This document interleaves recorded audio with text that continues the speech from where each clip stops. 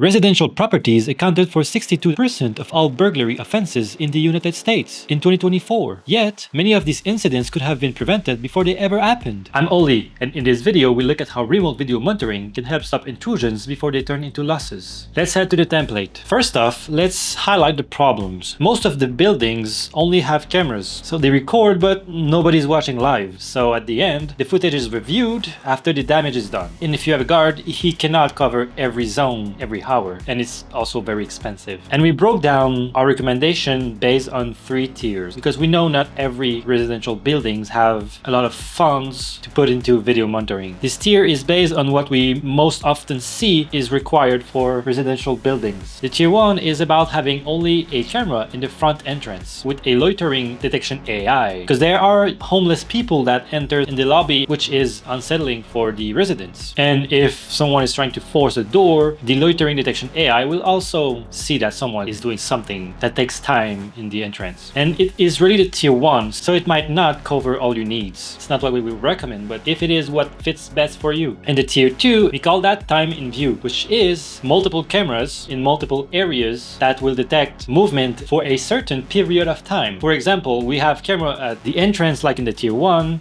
the bike area maybe, or the parking lot. And those cameras will be fixed with a certain amount of time that if someone is there, for example, a minute, the AI will trigger. Because we know that people don't stay really long at the same place. It really often means bad intention. But again, the video monitoring company will receive an alarm and they will make sure it's a real threat. We're still in the event-based video monitoring, which is not a continuous monitoring, but it also covers a lot of needs for certain residential buildings. And now we head to the tier 3, which is a tier that you can customize a lot. The continuous monitoring is straightforward. You have a dedicated operator that will watch your footage for a maximum of 48 cameras per operator, but you probably won't have 48 cameras on your site. And in the tier 3, since you can customize it a lot, you can also have an operator that will watch for tailgating, someone jumping a fence. You can also have door control for deliveries or even for residents if that's what you're looking for. And there's also a service that we call virtual guard, which is basically like having a guard on site. You would just have an intercom or a phone number that you could call, even if you just need to call a plumber or any kind of technician. You can also make sure that the deliveries get inside, and with all those delivery services, you don't really want to leave your packages outside. It can be only your dinner or maybe your computer that you bought online. Just keep in mind that the tier 3 can be customized a lot. So tier 1, front entrance loitering. Tier 2, area time in view. So you fix a certain amount of time for each camera, depending on the time people usually stay in a certain area. And tier 3, continuous monitoring and all the other AIs and services that you can use and customize depending on your needs. So here are the vulnerable zones that we usually see problems. So entrances and lobbies, parking garage, common area, and elevators. Here is what happens if, for example, the loitering detection AI sends an alarm to the video monitoring company. The AI will detect the threat,